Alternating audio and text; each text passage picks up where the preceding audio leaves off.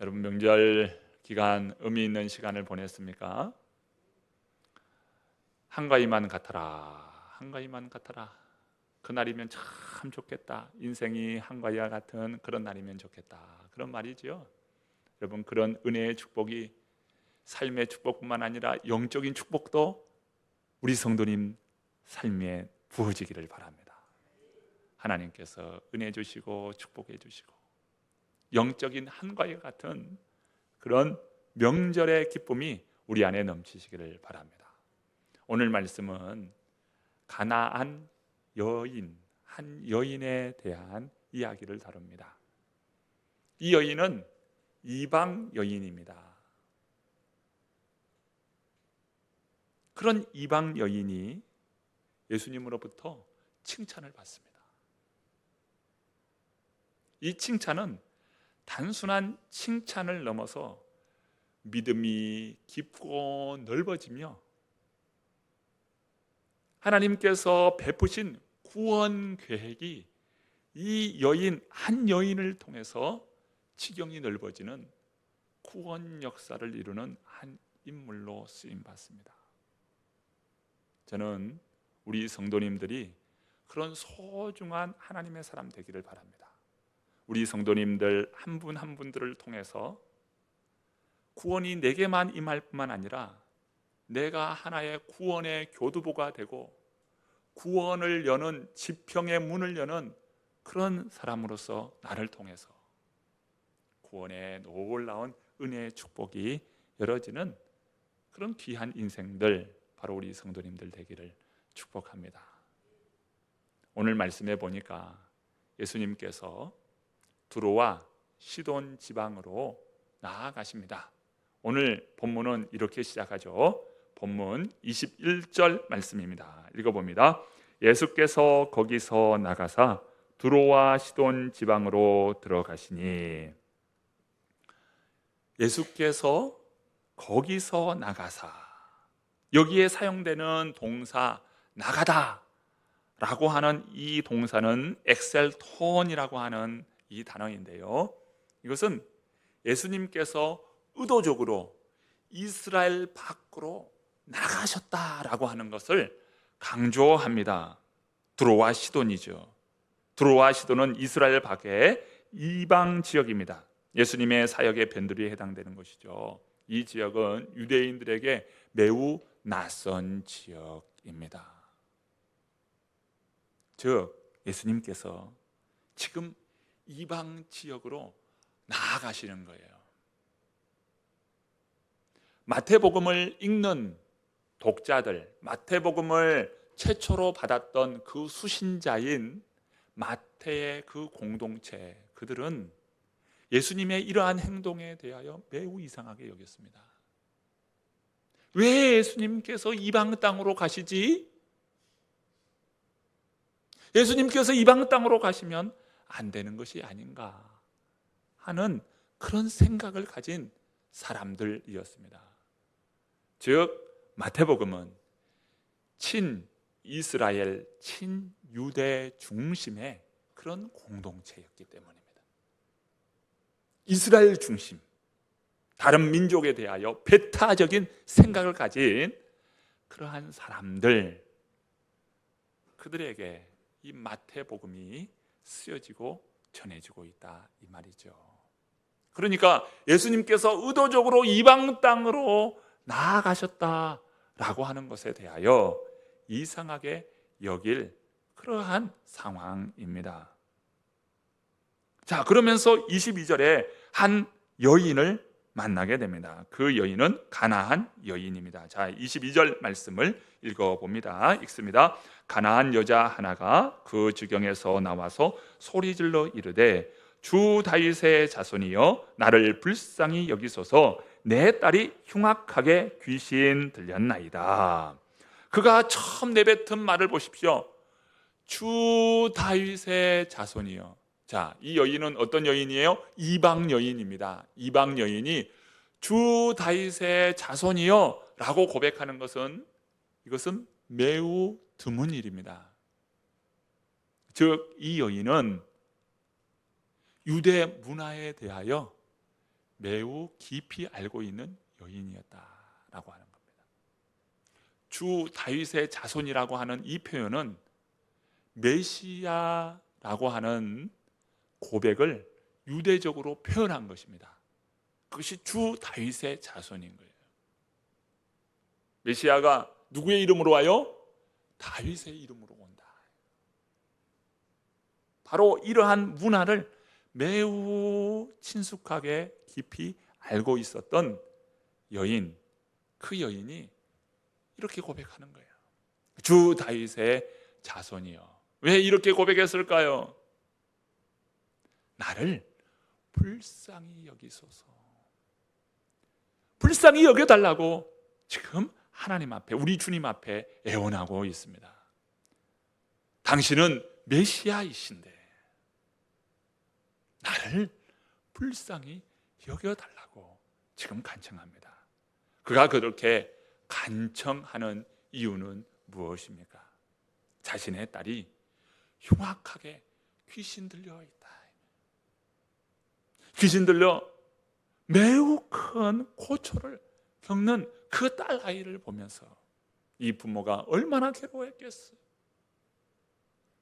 그런데 오늘 본문의 표현을 보면 이 여인이 소리 질러 이르되 라고 표현하고 있습니다. 여기서 소리 지르다 라고 하는 이 동사는 우리말에는 없는 동사입니다. 미완료 동사예요. 시제가 미완료다 이거예요. 헬라어에서 이 미완료는 아직 완료되지 않는 거다 이렇게 그냥 단순적으로 이해할 수 있지만 이 미완료는 그 일이 계속해서 반복적으로 일어나고 있다는 겁니다. 미완료 이 시제 아주 특별한 시제인데 이 시제는 반복적 계속이라고 하는 그러한 의미를 가지고 있어요. 그러니까 이 계속적 용법이에요. 그러니까 소리를 한 번만 지른 게 아니에요. 계속 반복해서 소리 질렀다는 거예요. 뭐라고요? 주 다윗의 자손이여 나를 불쌍히 여기소서. 나를 불쌍히 여기소서. 주 다윗의 자손이여 나를 불쌍히 여기소서. 반복적으로 예수님 앞에 간청했어요. 그의 문제는 너무도 심각했습니다. 자, 이렇게 흉악히 귀신 들린 딸 아이를 둔 그 부모가 간청할 때 예수님과 제자들의 반응은 어떠했을까요? 먼저 예수님의 그 간청에 대하여 예수님은 한 말씀도 대답하지 않았대요. 그렇게 간청하는데 예수님이 아무런 말씀도 하지 않는 거예요. 이것을 우리는 어떻게 말합니까? 무시하였다라고 하는 거예요. 무시하였다. 그 말에 대하여 예수님은 무시하네요. 아무런 반응을 보이지 않으시며 무시하는 거예요. 자, 무시했어요. 여러분, 예수님이 그래도 되는 겁니까? 이렇게 간청하는데 예수님께서 무시해도 되느냐? 이 말이에요. 그런데 마태복음을 보면 예수님의 그러한 행동이 정당하다는 거예요. 왜 정당할까요? 이방 여인에게 예수님께서 보인 그러한 침묵, 그러한 무시는 정당한 거예요. 이것을 잘 보여주는 그 모습이 제자들에게서 나타납니다.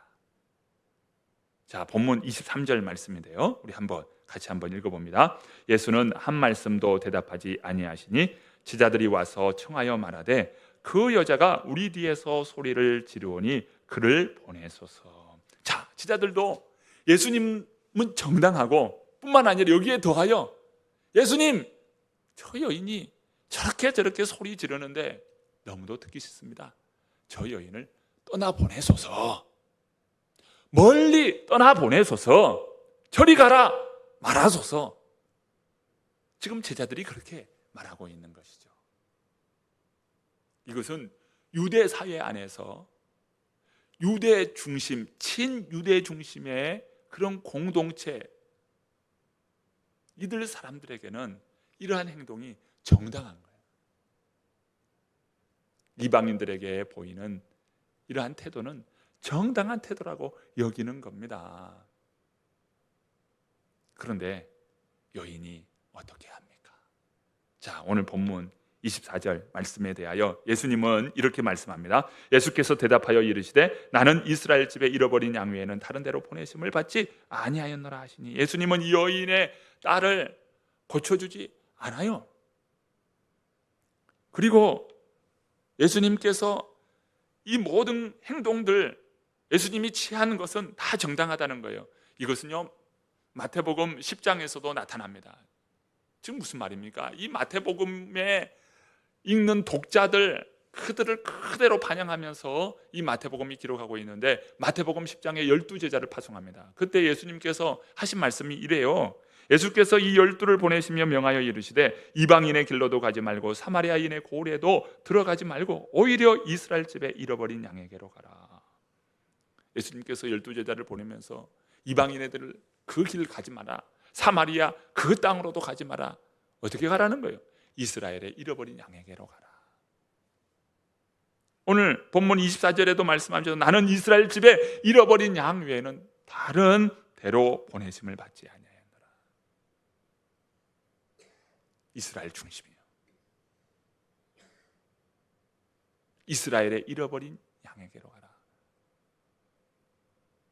이 말을 듣는데 이 여인이 예수님의 말이 끝나기도 무섭게 이렇게 이야기하는 거예요. 자, 25절 말씀입니다. 여자가 와서 예수께 절하며 이르되 주여 저를 도우소서. 이 여인은 예수님께서 메시아임을 알았습니다. 그리고 고백했습니다. 그러면서 도와달라는 거예요. 이 여인이 왜 이렇게 매달리는가? 이것은 예수님만이 내 딸아이를 고칠 수 있다라고 하는 믿음이 있었기 때문입니다. 다른 길이 아니에요. 오직 예수님밖에 없다는 거예요. 예수님만이 우리 딸아이를 고칠 수 있다는 겁니다. 여러분, 예수님 당시 고대에 이렇게 귀신 들린 이러한 딸아이든 귀신 들린 사람이든 간에 그러한 사람이 있을 때 여러분 어떻게 고쳤을 것 같아요? 귀신이 그 사람에게 씌었다고 해서 우리 고대에도 어떻게 했습니까? 그러한 사람들에 대하여 아주 비인격적으로 대하고 사람으로 대하는 게 아니에요. 아주 비인격적으로 대합니다. 더군다나 여자아이입니다. 귀신이 들렸어요. 이것은 이 성적인 그러한 문제도 함께 결부시켰습니다. 아니 얼마나 괴로움을 겪었을까요? 예수님만이 이 딸아이를 살릴 수 있습니다. 간청하는 거예요. 그때 예수님께서 뭐라고 합니까? 자녀의 떡을 취하여 개들에게 던짐이 마땅하지 않다. 이스라엘 백성 잃어버린 양, 그들은 자녀이지만 이방 너희들은 개와 같다예요. 자녀의 떡을 취하여 개들에게 던짐이 마땅하지 않다. 여러분, 얼마나 이 말이 모욕적으로 들렸을까요? 그런데 이 여인은 예수님의 말씀이 끝나기도 무섭게 주여 올소이다, 주여 올소이다. 자녀에게 떡을 줄 때 그 부스러기도 있지 않습니까? 저에게 그 부스러기 은혜라도 주십시오. 자, 본문 27절 말씀이에요. 함께 읽어볼까요? 주여 올소이다마는 개들도 제 주인의 상에서 떨어지는 부스러기를 먹나이다. 여인은 자신의 위치를 그대로 받아들입니다. 그러면서 예수님께 부스러기 은혜라도 달라는 거예요. 부스러기 은혜. 바로 이때 예수님이 크게 감동을 받습니다. 크게 감동받으시면서 28절에 이 여인에게 뭐라고 합니까? 여자여 내 믿음이 크도다, 내 소원대로 되리라. 여인의 믿음은 그 크기와 깊이가 남달랐어요. 그래서 예수님이 놀라셨습니다. 예수님은 그 여인의 그 믿음을 통해서 하나님의 구원 계획이 유대인만 머물러 있는 것이 아니라 유대 지경을 넓혀서 이방 지역까지 나아가는 그러한 구원 계획이라는 것을 보여주는데, 그 시초, 그 단초를 누구에게요? 바로 그 가나안 여인을 통해서 구원 역사를 열어가신다는 겁니다. 우리가 마태복음을 읽게 되면 구원이 철저히 유대 사회 안에 있는 것을 봅니다. 그런데 마지막 마태복음 28장은 어떻게 끝나요? 모든 민족으로 제자를 삼아 아버지와 아들과 성령의 이름으로 세례를 베풀고 내가 너희에게 분부한 모든 것을 가르쳐 지키게 하라. 볼지어다 내가 세상 끝날까지 너희와 항상 함께 있으리라. 이런 말씀으로 처음 시작은 유대 중심으로 시작하고 있는데 어느 순간 마태복음이 끝날 때는 모든 민족을 향하여 나아가고 있어요. 그런데 그 모든 것에 탁 문을 여는 그 단초는 누구로부터? 이 가나안 여인이에요. 여러분, 이 가나안 여인, 이 한 사람이 얼마나 중요한 역할을 합니까? 저는 우리 성도님들이 이 마치의 가나안 여자 그 한 여인처럼 믿음의 지경이 내게 임할 뿐만 아니라 나를 통해서 믿음의 지경이 넓혀지는 역사, 구원의 은혜가 크게 일어나는 역사가 우리 성도님들 한 분 한 분 통해서 일어나기를 간절히 바랍니다. 여러분, 그런 사람들로 주님께서 저희들을 써주시기를 바랍니다. 우리가 축복의 통로라는 찬양을 부르잖아요. 당신은 하나님의 언약 안에 있는 축복의 통로, 당신을 통해서 열방이 주께 돌아오게 되리, 당신을 통해 이 열방이 주께 예배하게 되리. 여러분, 오늘 우리를 통해서 이런 구원의 문이 활짝 열리기를 간절히 축복합니다. 오늘 이 말씀을 통해서 중요한 교훈을 받게 됩니다. 첫 번째, 믿음의 접근 방식이라는 거예요. 이 여인이 어떻게 주님 앞에 가까이 나아가게 되었나? 믿음의 접근 방식이에요.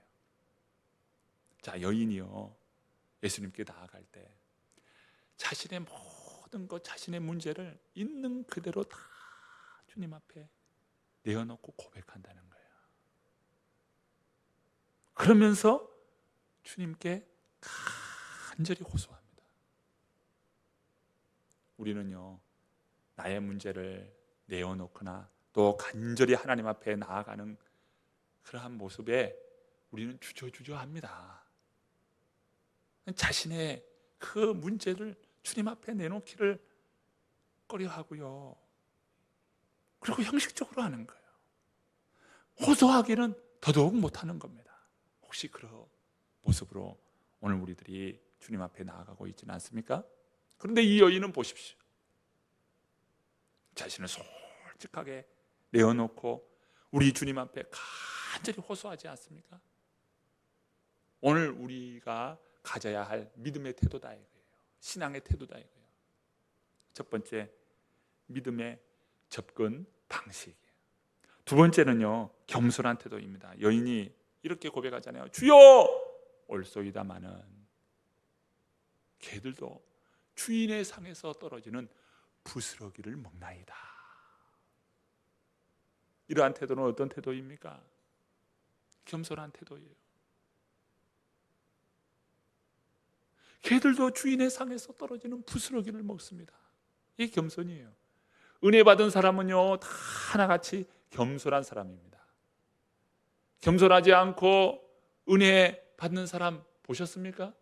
교만한 사람이 은혜 받는 거 보셨습니까? 아니요. 겸손한 사람이 은혜를 받아요. 하나님 앞에 엎드릴 줄 알고 자신의 그 죄악을 통회하면서 자신의 연약함을 인정하면서 주님 앞에 나아갈 때 우리 주님이 은혜를 부으시는 겁니다. 겸손의 태도예요. 겸손의 태도. 우리는 겸손의 태도를 배워야 하는 것이죠. 마지막 세 번째는요, 믿음의 수용성이에요. 믿음의 수용성.